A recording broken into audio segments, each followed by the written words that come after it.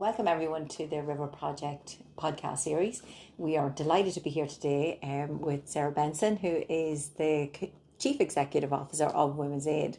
So Sarah, thanks so much again for agreeing to do the podcast. Oh, I'm my delighted pleasure. to be sitting with you here today and talking about our shared passions. Yes, history. Absolutely. So we might just ease into the conversation with, and this will be something that the listeners will all benefit from, is tell us all about Women's Aid. Sure. Okay, so Women's Aid is founded in 1974, so it's the oldest of the domestic violence organisations in Ireland. It sprang out of the Women's Aid movement, which people may be familiar. There's Women's Aid Scotland, Women's Aid in England, Women's Aid Wales. So it sprang out of that movement, which was a grassroots feminist movement to prevent and combat domestic violence and to provide support for women and children, which back in the 70s there was really nothing. There was nothing if you were in an abusive domestic abuse situation. And so it came out of that movement. It started by founding the first refuge in the country, and then it kind of kept on developing over time. And then just at the start of the 90s, it divested itself of the refuge in an interesting political wrangle that happened back in the days. But then what happened was the organisation really kind of took on its role as a social change organisation. So not just that kind of charity model of provide shelter, provide aid. It was like, okay, we really need to be pushing the systems, pushing the legislation. It was already pushing for legislation because there was just nothing for women and their children back then, but really started looking more dynamically at, okay, what's the social change model that we need here, a feminist social change model to end domestic abuse. So fast forward, the organisation's just concluding its 50th anniversary, and the way we operate now is still very much that social change, but informed by and driven through a variety of different services. So we have the National Domestic Violence Helpline. We have a range of outreach services for the Greater Dublin area. We have a high risk support project, which we partner with the Gardaí and Vodafone Foundation on, and with many of our colleagues in the local domestic violence services, and that's rolling out nationally. And then we also have specialist training that we've been delivering for many years and adapting. We do dedicated advocacy and lobbying around legislation, and then we have public awareness campaigns and things like our 2 Into You campaign, which is dedicated specifically towards younger people. So yeah, that's kind of nutshell of what we're doing. And research as well. Like in recent years, we've also been lucky enough through fundraising efforts to have been able to commission some strategic research to contribute to that necessary evidence base for what we need to be aware of and what we need to change in Ireland on topics like domestic abuse, like pornography, things like that. Yeah. Oh, yeah. So Sarah, there's a huge suite of services directly to victim survivors there, on top of all of the other aspects of the services that are working towards change. But I'm particularly interested, all of it is really good. I'm particularly interested, and I think a lot of our listeners would be very interested in the maternity project, because that's relatively recent and has that strong training element as well. Yeah, that was a project that was piloted for 3.5 years, which we had 3 strands to it, and we partnered with 4 of the main maternity hospitals. So the 3 Dublin-based hospitals, the National Maternity Hospital, the Coombe and the Rotunda, and then Cork University Maternity Hospital. And what we did was we worked to co-develop and design a specialist training for those who are in the maternity setting. So particularly midwives, nurses, obstetric staff, and also in termination of pregnancy clinics. So we wanted to design something that recognised that sector is tasked with asking a mandatory question of every pregnant woman who comes in at the first meeting, and research had showed that was not always perhaps as successful, and also it showed that there was maybe a lack of confidence amongst staff themselves around, if a woman says yes, then what, What next? So we developed a training, and we had the Centre for Effective Services did the independent evaluation of the whole project. So there was really positive feedback, and we're now trying to take that forward with a dedicated health training role to try and adapt the offer, taking on board the learning from our colleagues, the fact that it was co-created, and to try and continue to deliver to maternity staff, but also looking at the transferability to, for example, GPs, public health nurses, who also are, of course, part of that kind of journey for a lot of pregnant women, both pre and postpartum. The other piece, which we're delighted we already achieved core funding for just before the end of the project, was a dedicated outreach specifically to and through the maternity hospitals. So a lot of the domestic violence services, including ourselves, operate outreach.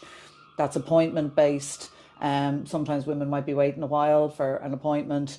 What we recognised was that where someone is pregnant or immediately postpartum and there is domestic violence, the risk can be significantly higher. You also have a risk perhaps to the baby. And so what we crafted and created with the hospitals in Dublin specifically was a direct referral pathway. So it comes through medical social work to our outreach worker.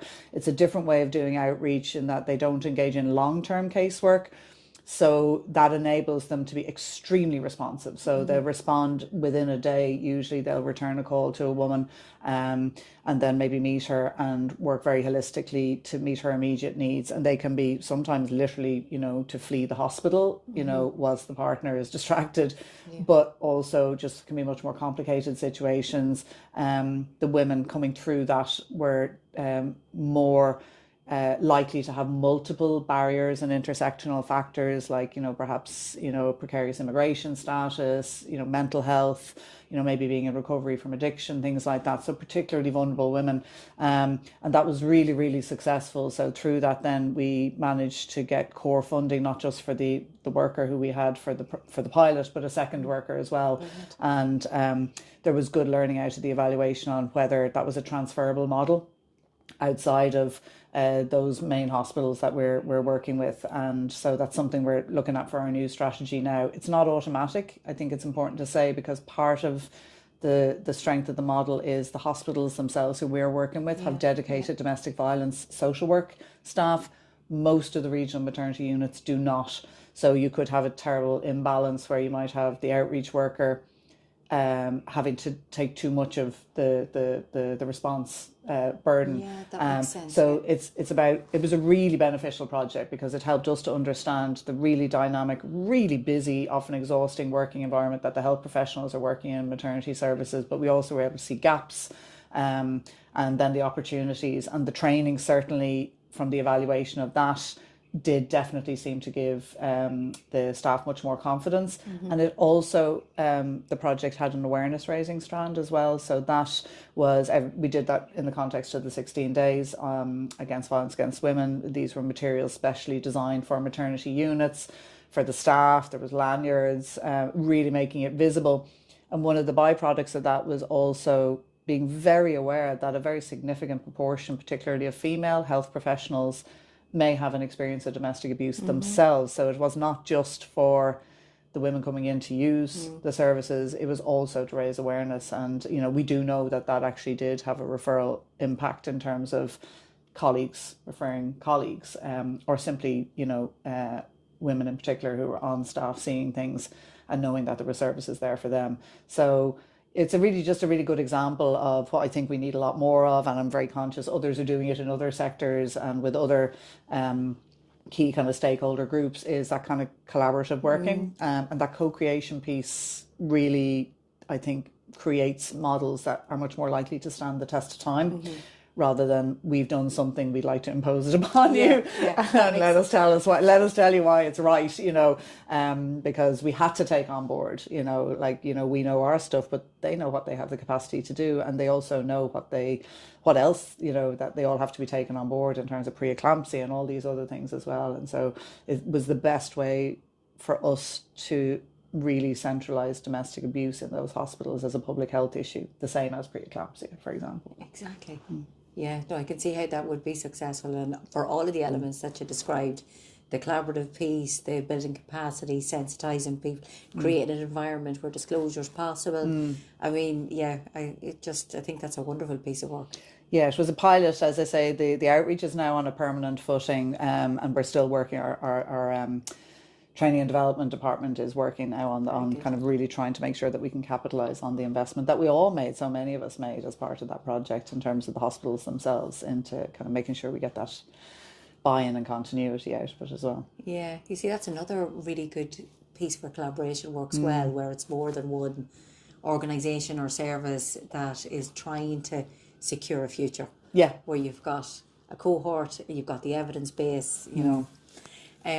So Sarah, you'd mentioned 1974, and so it was a big year in the sense of women's aid in its beginnings.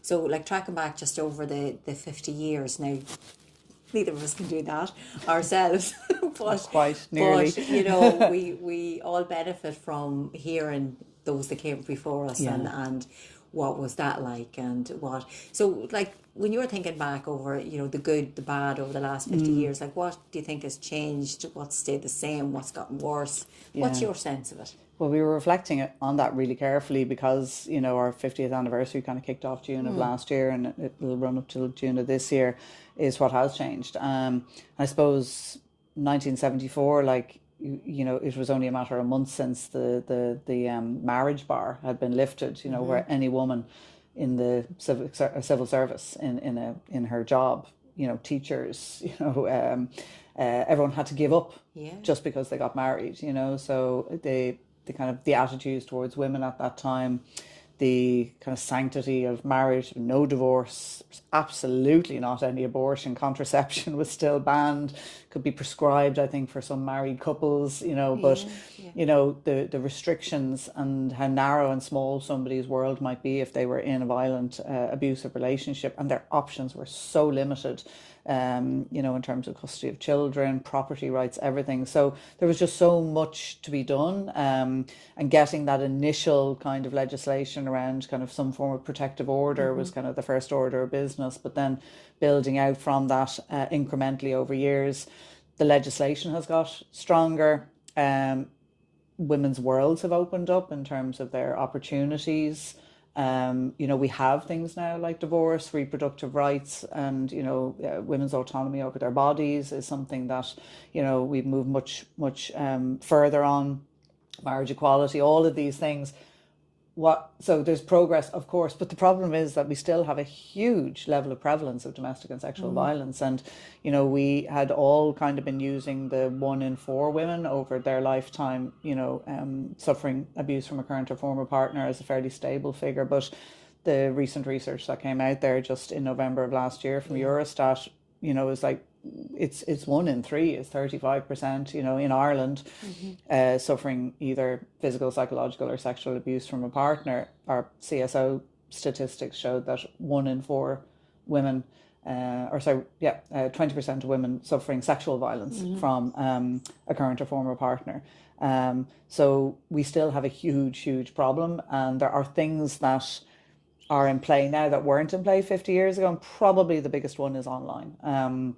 You know, the fact that it's not an alternative way for people to behave abusively, it's just an additional way. So stalking, harassment, intimate image abuse, the continued sexualization of women and girls, the continued proliferation of these very traditional gender roles, which you'd like to have thought, you know, kind of previous generations had moved on for, and some have, but there's a very entrenched set that kind of still are finding somehow comfort or community in really traditional stereotypical concepts of masculinity, which basically are that, you know, strength is dominance, vulnerability is weakness, you know, women's roles in relationships are a particular way, you know, my role is to be the greater breadwinner, you know, these are the marks of success as a man. And like, it's worrying that those things don't seem to be actually diminishing with young men. They seem to be increasing. And online, I think, does have a really huge impact there. So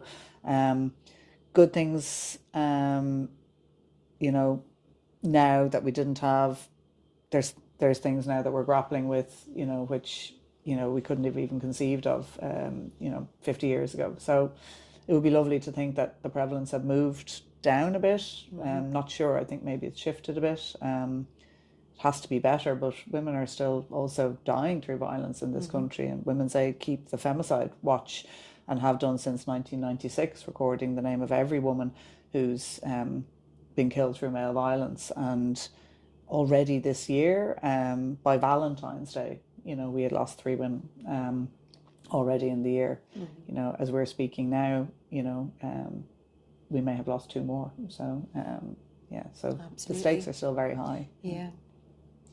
And Sarah, you talked about the services that you provide, and Women's Aid is a specialist domestic violence service, but also very strong in terms of research. Do you mind if I just ask you a little bit about, for example, you recently produced a report around pornography. So, and I think again, the audience would be very interested in your, as a group, your experience of where pornography connects with this experience of domestic violence. Yeah, it's an interesting one because people are like, well, why aren't you doing research on domestic violence? And we are as well. Yeah. We have a big one on custody and access coming out very soon. And also we did one on disabled women and intimate partner abuse. So it's to try and look at where there are needs to highlight particular issues that, are maybe not being attended to. And then also with the example of pornography, things that are coming up not just in domestic violence, but also in sexual violence, also in kind of just children's healthy relationships, so many different areas. There's this thread where pornography is kind of flowing through. So we did, back in late 2023, having been meeting with colleagues from the children's support organisations, sexual violence, our colleagues in the domestic violence, also men's organisations, those working with young people, kind of around youth mental health and healthy relationships, cyber safe kids, groups like that. The common factor being that pornography is coming up for all of us. And so we wanted to kind of do a temperature gauge with the general public to say, well, is there a shared concern, or is it just those of us who are working in these sectors, maybe with the hard cases? And we did find that there was a national level of concern that pornography both was negatively impacting on gender equality, that it was negatively impacting on young people's sexuality development, healthy relationships, and also on prevalence of domestic and sexual violence, and particularly sexual violence in domestic violence, but also sexual violence in general. And then we got funding to do to commission a kind of more large scale research report, which we commissioned the Sexual Exploitation Research Policy Institute, SERP, to do for us. And that was looking at, okay, as much of the prevalence information that might be relevant to this jurisdiction as possible, and then interrogating kind of, okay, what is the data telling us about pornography around how it does impact on healthy relationships, young people, the impact of the trade itself on the people who are filmed within it. And I think that that's also, people talk about this being acting. It's not, it's happening to somebody, and it's not even where it's the, kind of the Californian porn industry, it's rife with, reports of exploitation, and the depiction of women regardless is degrading, it's violent, it's often depicting very painful things, and usually the message is that no doesn't really mean no, no actually really means yes. So that research was really a powerful tool to actually say, look, the jury's kind of out on this if we're talking about promoting healthy relationships at any age, if we're talking about particularly young people and the online exposure to and then consumption by children of pornography. And the most common pornography they have access to is the most violent open source kind of what's called gonzo porn. Is we can't be talking about healthy relationships and preventing sexual violence and promoting equality if we're not going to put pornography in the conversation. But where we need to situate pornography in the conversation is to be sex positive, is to be porn critical. We don't need to dance around it. We can say, like, there is a situation where you have young people, children even, who are years maybe away from even holding hands with the person they fancy, who are consuming pornography that is giving them a script about something that they may then feel and internalize is something that they want to act out. And usually there's this very gendered lens for it, where it's boys doing something to girls and girls having something done to them. So that's being internalized by girls as well. And we're talking a lot about consent, and consent programs are doing really interesting and important work. But what if once you've had the consent conversation and the answer is yes, let's go do something, that both parties have been groomed to think that what you should do is something that may be degrading, may be painful, maybe, experienced as violent, maybe genuinely harmful, like strangulation, choking, things like that. So it's a lie. It comes up for all of us, we realized. And so this year and for the coming years, we're going to continue to work with colleagues who are interested in actually really doing more. There's an interest in and a commitment to do a public awareness campaign, but that's not that straightforward. How do you do a public awareness campaign on how pornography maybe is negatively impacting on healthy sexuality when you know that at least 70% of the male population have consumed porn? You need to really be careful about how you're going to open up that conversation in a way that will actually elicit, an open, engaged, reflective response, as opposed to people feeling they're being shamed. And the same goes for women, the same goes for kids, So we need to proceed with care, but we do need to proceed with a level of urgency, because this is like a genie that's out of the bottle here. And we're taking no comfort from the social media companies, let alone the porn companies. But an awful lot of the porn that young people get is not on Pornhub. They're getting it on X, they're getting it on Discord, they're getting it on YouTube. That's where it is. There's no real appetite for regulation, self-regulation. So the time is now to actually look at, meaningful strategies that'll protect kids, and then at all ages will support a healthier, sexual intimacy. And, once everything feels safe and good for everybody, and isn't defined by a deeply misogynistic script, which is generally the playbook for porn. Yeah. And absolutely, now is the time, I would say, Sarah. Just, I read the research, and there are really compelling, frightening, but compelling findings in there that, even at a basic level, for people to make that connection, to provoke thought into where this issue needs to be addressed. I mean, it's wonderful work. So, Sarah, you'd mentioned there around what, like, the next steps and what needs to happen. Any other thoughts on when we think about pornography and the findings of your research? Yeah, I mean, there's lots of things, and Women's Aid won't be the leaders in all of them. There's, amazing organisations they'll want to take the lead on kind of, protecting children, looking at things like age verification legislation, the consent programs, already do in some respects, in a variety of ways, deal with this, that they can perhaps maybe do more with it.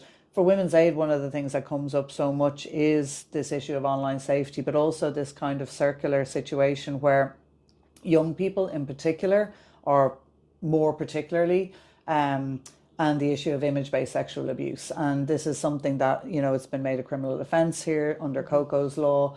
There's been really good kind of awareness of the fact that, threatening to share somebody's intimate images, the threat is an offence, the sharing is an offence.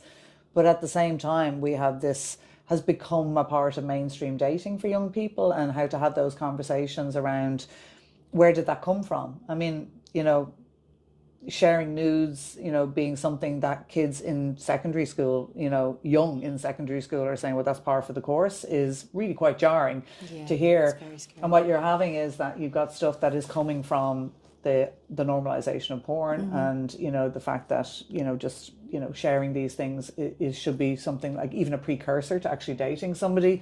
And yet we know that online interactions is a normal part of dating now. It is part of it. But how do we kind of support young people around looking at where trust and being able to say no, and then what happens when that trust is broken? And that's what we see in intimate partner abuse. Is it's a really common aspect, is where somebody will either blackmail or threaten somebody, having taken images of them without their consent sometimes having received them with consent. But what happens thereafter is just abuse.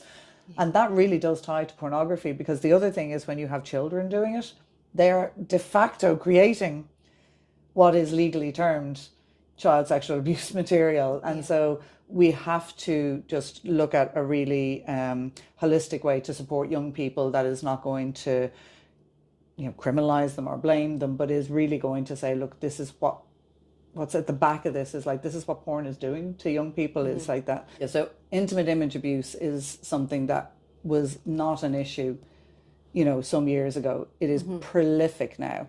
And it goes hand in hand with the fact that, the sharing of intimate images has become so normalized, but particularly for younger generations. And that does very much link with some of the work our 2&2 campaign is doing. What we're finding from the research we did on young people's experience of intimate partner abuse between the ages of 18 and 25 is that cyber abuse was a huge factor for young women in particular, and sexual coercion. And that is a part of sexual coercion. If things are done consensually, okay, but a lot of the time it's not, or feeling pressure or being gaslit into doing something.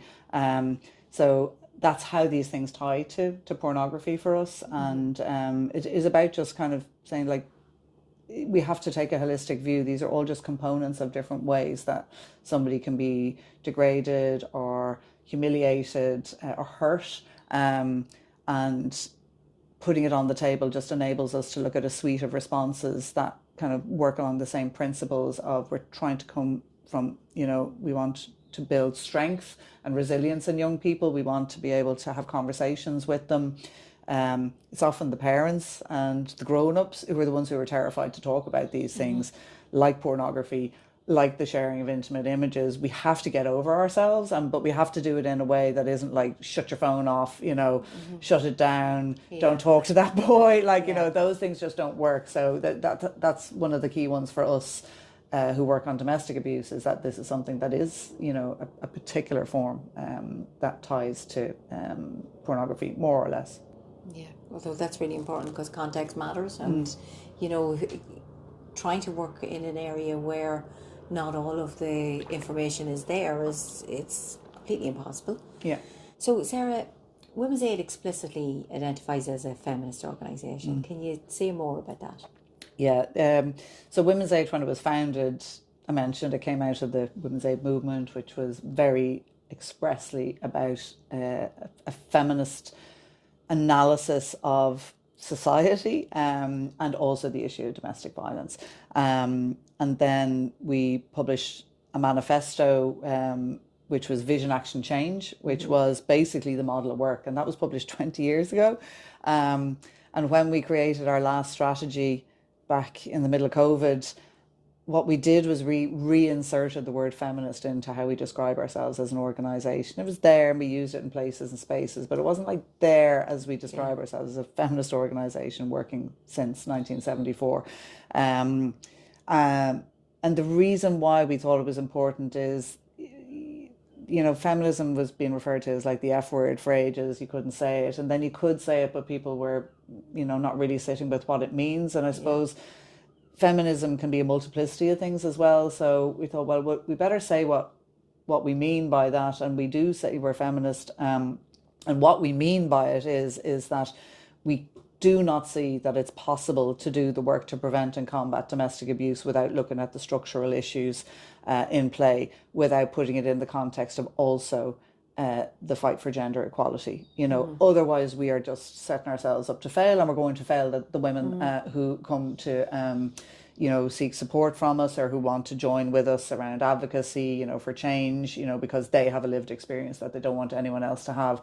And invariably, in addition to the experience with their individual partner who was abusive, there was the structures and the systems that created the barriers, that mitigated against them getting safety, that, made value judgments of them in terms of the burden of responsibility that they would be expected to bear, and not their partner, in terms of care, in terms of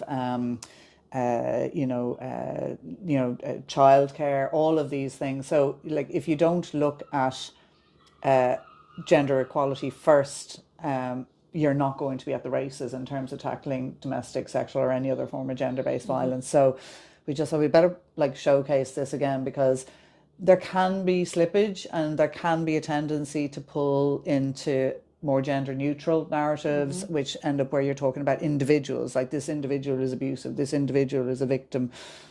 But, we grow up and are socialized in a society where, there are patterns and there are trends that tie back to the gender norms with which people were socialized, as I say, the opportunities that women have been afforded, transgenerationally, in terms of, the disproportionate burden of care has an absolute impact on women's ability, as, actually the majority in this country, 51% of the population, to then achieve equality in political representation and other key decision-making spaces.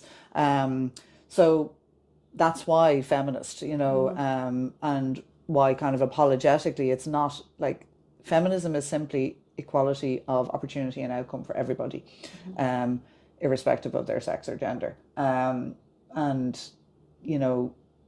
if we dance away from it and shy away from it, then sure, how can we kind of, critique those who choose not to use that analysis? So we felt it was important to say it and to explain what we mean by it.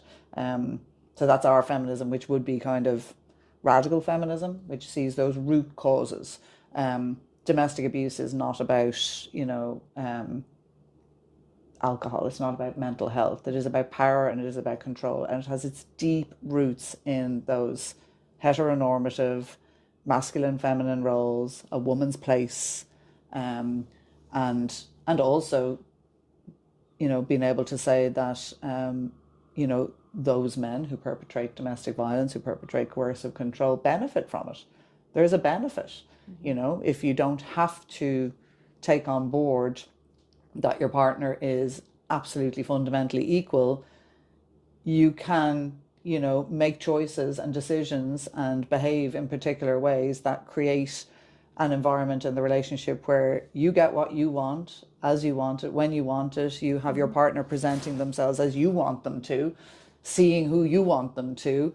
And once you put in that initial effort, the process maintains itself, because you've created an environment of fear or compliance, which has effectively hugely impacted on them, but not actually impacted on you that much, because you actually get what you want. And that's one of the difficult conversations sometimes, is that of course everyone is capable of change, and there are organizations working with perpetrators, but you have to keep in mind that there is a benefit, and it is one that is rooted in that kind of hegemony of the patriarch, and those who most commonly perpetrate it and then repeatedly perpetrate it, because we know that some perpetrators will leave one relationship and go on and replicate it again, is they do it because they feel entitled to do it. And that's why not all perpetrators will be suitable for a perpetrator program, is because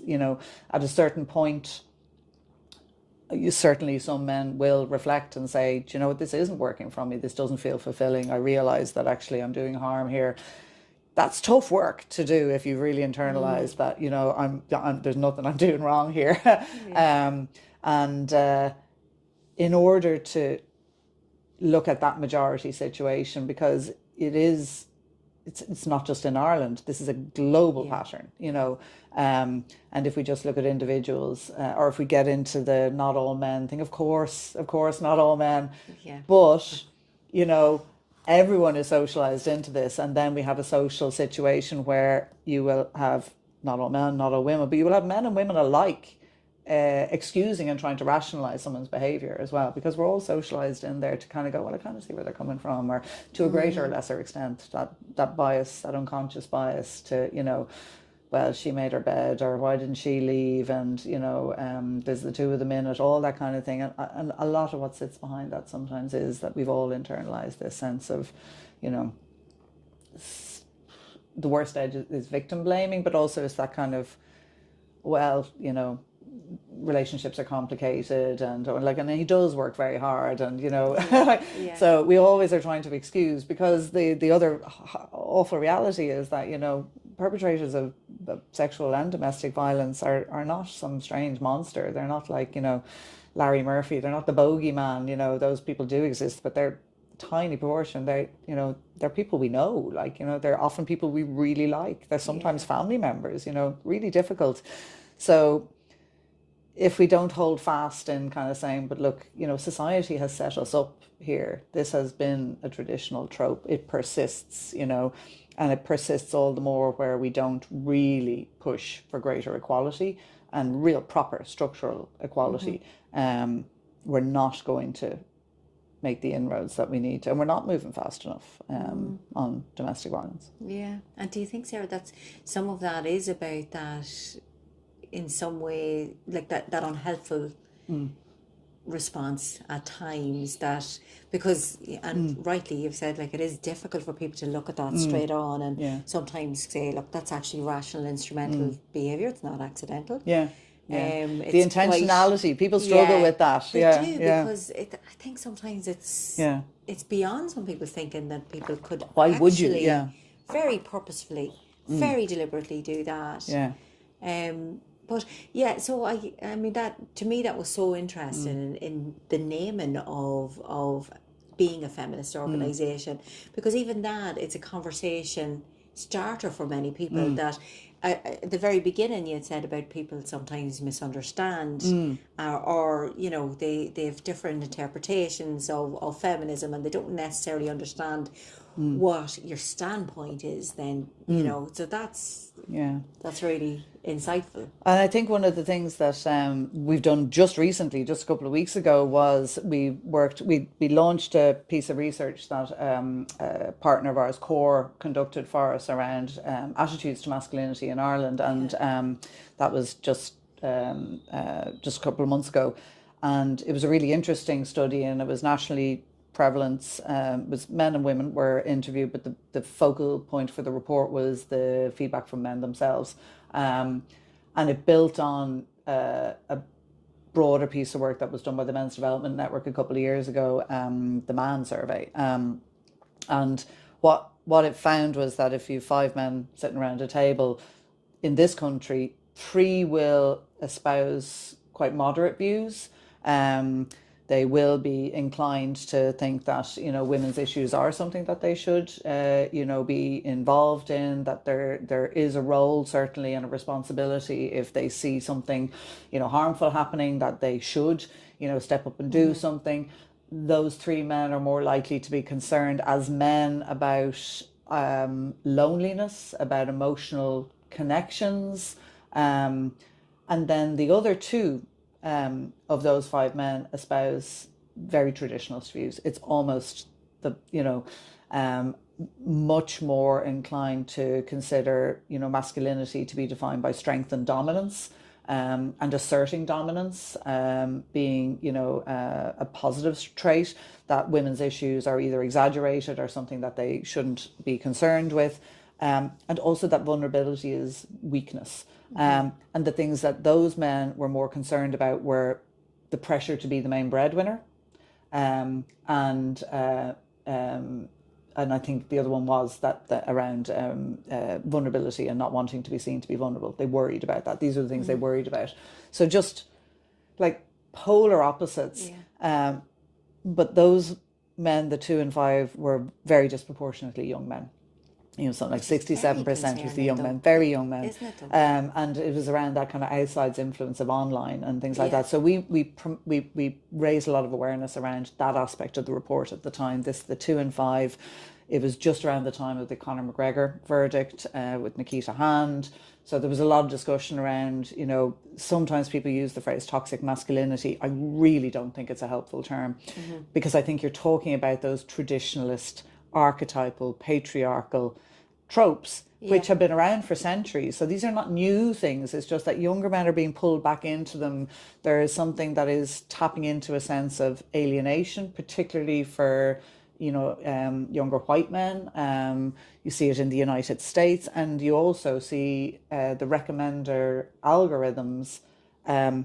There's research showing that young men and boys are being pulled down into really deeply misogynistic, often also racist, often also homophobic, you know, that a lovely, you know, triumvirate of, and then it becomes an echo chamber, and that's all they're hearing, and they're getting messages that, you know, somehow they're being left behind, but also what they're not being told as well is, you know, we're trying to encourage women and girls because there is still inequality, there still is a pay gap, there still is a representation gap. So even if women and girls are better educated, they still aren't actually reaching through that glass ceiling. But the message for young men is, well, look at all these women, they're educated better than you. And at the same time, they're also being given the message that it's unthinkable that you would go out with somebody and they would earn more than you. You are a failure as a man if that happens, you know. So we really need to look at what messages and what conversations need to be had with, you know, this 2 in 5 cohort, because this is the 2 in 5 from whom perpetrators of domestic and sexual violence are more likely to, you know, come. So that was quite stark and thought-provoking, but we've just launched with, we have a partnership with Allianz, and we've just launched with them a couple of weeks ago something more for the 3 in 5, which is that, you know, we're a feminist organization, but that does not mean that we do not want to work with men, and we do not really want to support men to be a part of the work that needs to happen. And, you know, men are the greatest untapped resource in accelerating, you know, our efforts here. And so we launched, the Allies Resource. So the Allies Resource is one, and we worked with, you know, colleagues in CORE who worked on the research with us, and then the Men's Development Network helped. And there's a lot of resources out there, but it's just something that's saying, look, we know, and that research told us that the majority of men did feel that they should do something, you know, around calling out sexism and all of these things, but maybe weren't sure what to do. And the thing that those internal dialogues of like, well, maybe it's just me, or I'm going to be, you know, like if I say that in front of my friends, I'm going to lose social capital. You know, there's all of these internalized dialogues, which are part of that, like, you know, if you're at that table and those 5 guys are talking and one of them is, you know, a little bit more strident and he's espousing those views around, you know, don't be a pussy if you do that. So again, these kind of very sexist, you know, and it's taken that that's, you know, that everyone agrees with that. What we know is that the majority don't, but they still fear that if I'm the one who says it. So this just, exactly, so it's giving, so that resource, we just kicked it off there a couple of weeks ago. And so, you know, men can be feminists too. And because it is about actually, you know, an equal society that helps prevent and combat not just male violence against women, but it's also the same people who internalize that sense of dominance and strength and anger is the only acceptable emotion are also the ones who are perpetrating most of the violence against men. And that attitude is also really constraining boys, you know, in terms of, you know, I have a son and a daughter, and like these narrow views of, you know, that you can't express yourself, that you know, being creative, you know, might be judged a certain way, showing your emotions, asking your friends questions, asking your friend how you are. Like boys often don't do that, you know, because they think, oh, well, no, boys don't do that, you know. So it's also really about encouraging a much more, you know, holistic, you know, approach to just being, you know, outside of those really binary gender stereotypes. So the Allies list is something that we don't see ourselves, like Women's Aid are not going to go set up men's sheds anytime soon, but it's very much about working in partnership with the men who are already, you know, at the table and trying to help to amplify that, because for us, you know, our work and that of our colleagues, you know, in the domestic violence organizations all around the country is like, we see the stakes are high because it's the women who are coming to us, you know, it's the women who are dying, you know, so, you know, the urgency is really there. But coming out and kind of just going, you know, men, stop violence isn't really the way to start that conversation. No. So people have tried for many years to do that, but it doesn't work. But I mean, that's like that's borne out, I'm going to say, internationally, in a lot of research already. Look, you've identified that there's a cohort there that are malleable. There is a lot of international literature that will say that, you know, to seize that opportunity where there are those that want to be part of something different, to want to, Yeah. and giving them those tools, which you're actively doing. You know, I mean, in some ways it goes back to like thinking about the earlier part of the conversation, the maternity project, and the sense of people asking that question, but then what comes next? Yeah. So similarly, you've identified that there are men out there that, with perhaps the right opportunities and guidance, that could be really strong allies. Yeah. So, I mean, that does make perfect sense, doesn't it? Yeah, I mean, look, we didn't identify. We started a kind of an ongoing discourse with Jackson Katz, who is based in the States there a few years ago, and we did some work with him. Then we brought him over and we introduced him to some other male leaders here. So, you know, the work has been going on. There's really has been a tension, not unfounded, over the years between the women's movement and men wanting to be in the space. And it is about finding that kind of sweet spot, and that because we're not inviting men to come in and fix everything.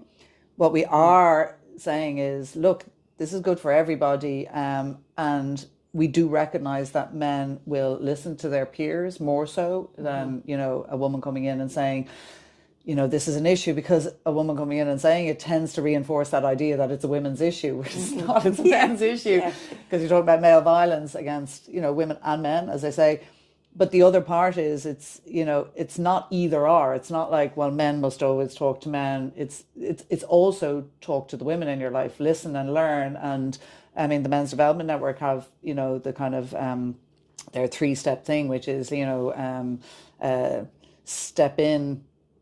I'm going to get it in the wrong order, but it's like step in, step up, and step back. You know, so it's like, you know, you don't have to take things over. It's a lot of it is, you know, and again with young people is, you know, a lot of men, a lot of boys don't understand how girls internalize the you know, the hypertension of male violence and how it manifests and how you walk in the world a little bit different. And the Aisling Murphy murder, I think, started a lot of conversations about that, is where I was personally staggered at how many men I was talking to who did not know that, you know, women and girls from as soon as you're like hit puberty, you're walking along with your keys sticking out. Absolutely. And you're like, surely you knew that, you know, and they're like, no, I had no idea. So a lot of it is around just making sure those dialogues are there, but it's also recognizing that this work has been the work of the women's movement for decades and decades. And, you know, there are men who do this really well, like, you know, and they, you know, they engage as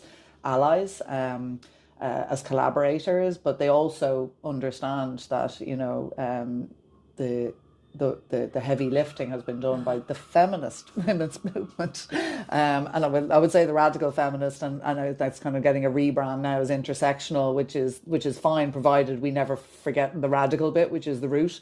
So it's not new, and there has been, like, you know, a lot of iterative kind of back and forth between the women's movement, you know, men who are working in, you know, positive masculinity spaces and things like that. So this is our effort to contribute, but I would not say it's new, and there will probably be missteps, but the whole point is like, let's really amplify that invitation and say, come on, you know, here's something, there's no excuse, come along, you know. I mean, Jackson Katz calls it a leadership issue. It is a leadership issue.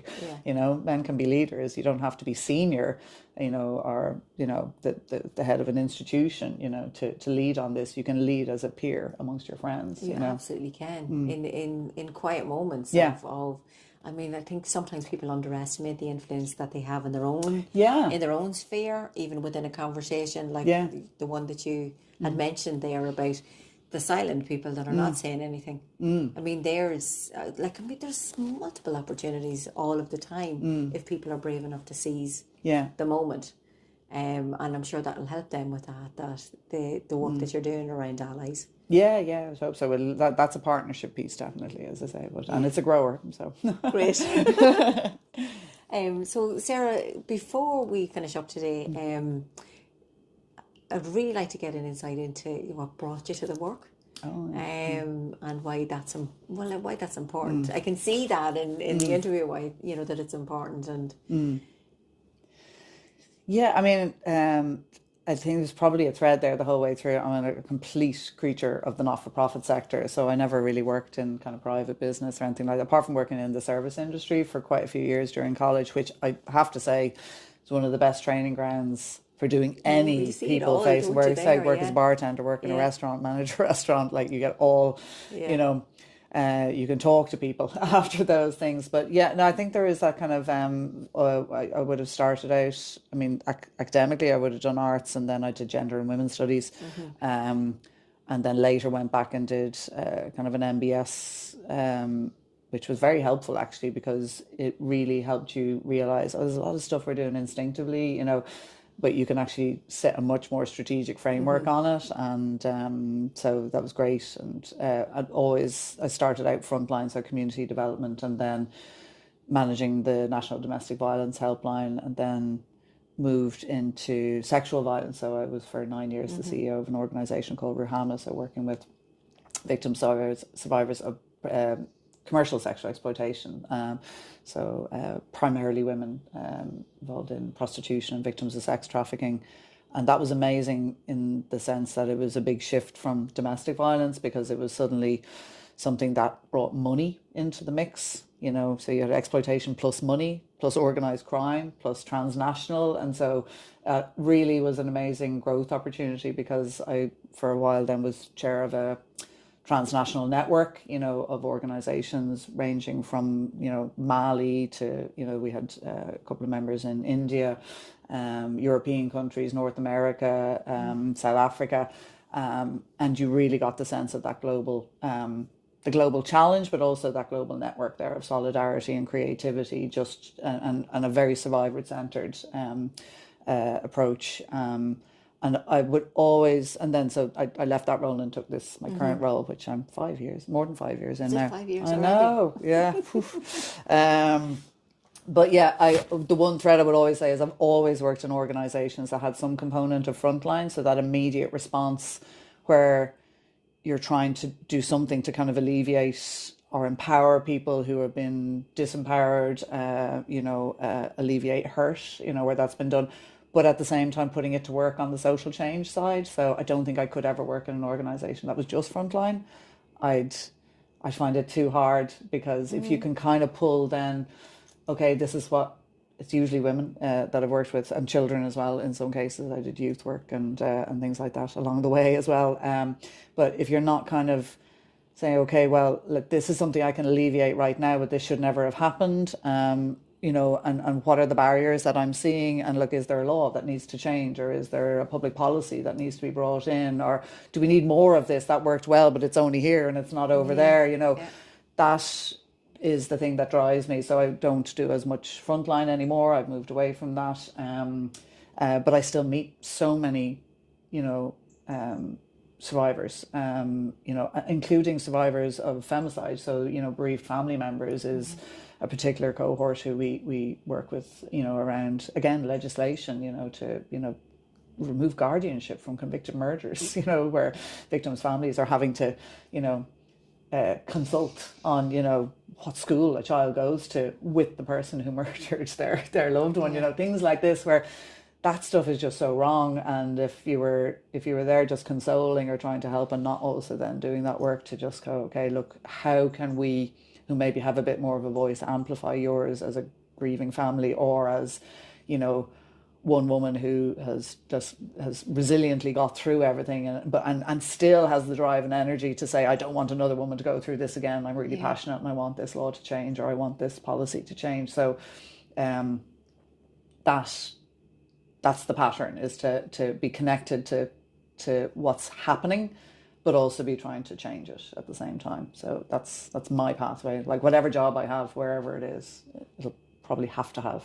Yeah, I mean, that's bit of both. It's a great combination. I just, you know, because when I'm thinking about it, like, absolutely, the difficulty of just frontline in the sense of with no end in sight, and like we're in some ways we've always been trying to work our way out of our roles. Yeah. so that, so that there is no need for Yeah. specialist domestic violence services, but we're far from that. But always very struck, and like that's so evident today as well, is the passion that you have for the victim survivors, and we owe to them to, like, I mean, their whole lives are in front of us in terms of what they're experiencing.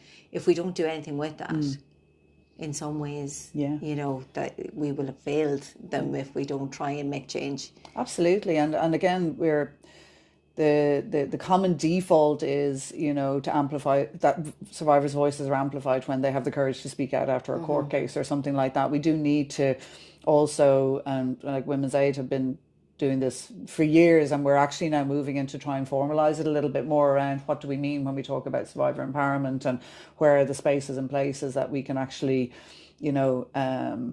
make sure that it's a little less ad hoc, and that where there is like really clear opportunities for people who've been there to say what would make it better, to look at that kind of survivor centered, there's survivor leaders who are out there as well.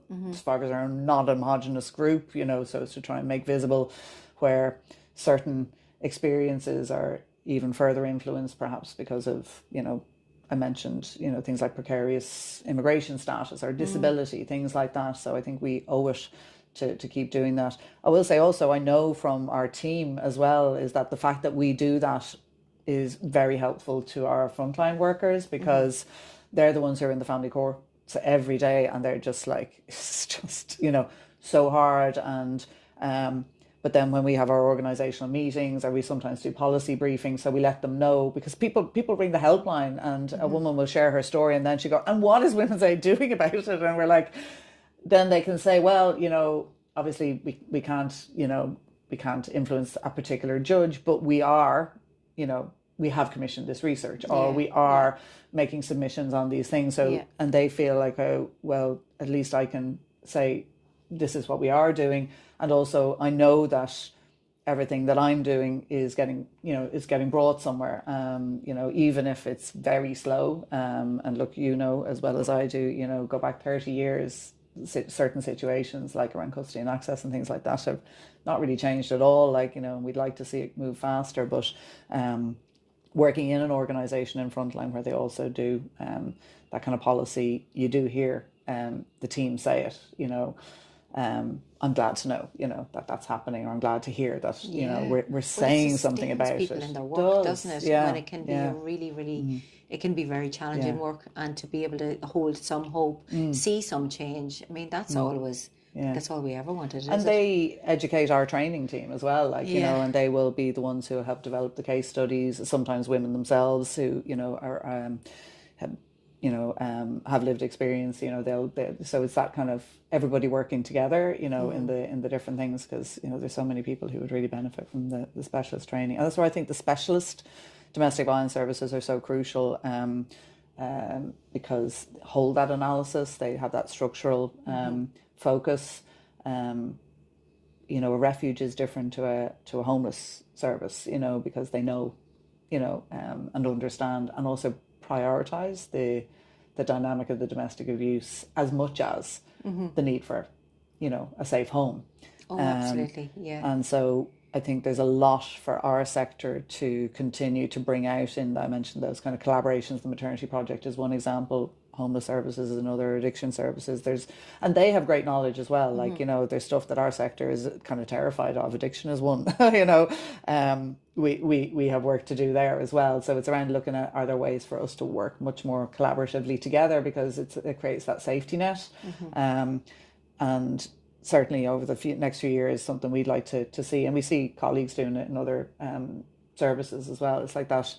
We don't all have to be doing everything. And the worst thing that somebody who is in need of support, particularly someone who may have at that particular time in their life a few different things going on, is they don't need 4 caseworkers. They don't need 4 therapists. They need maybe one person, but know who will kick in if it's like, okay, well, actually, I have a moment now, I am ready to go to court, I will apply for that safety order. It's like, then there's somebody who will do that with them, but then their key worker will also be there, to support them with their recovery. I just think that for us to support our frontline teams. And I see the same with key workers and others. Like they just see kind of endless demand.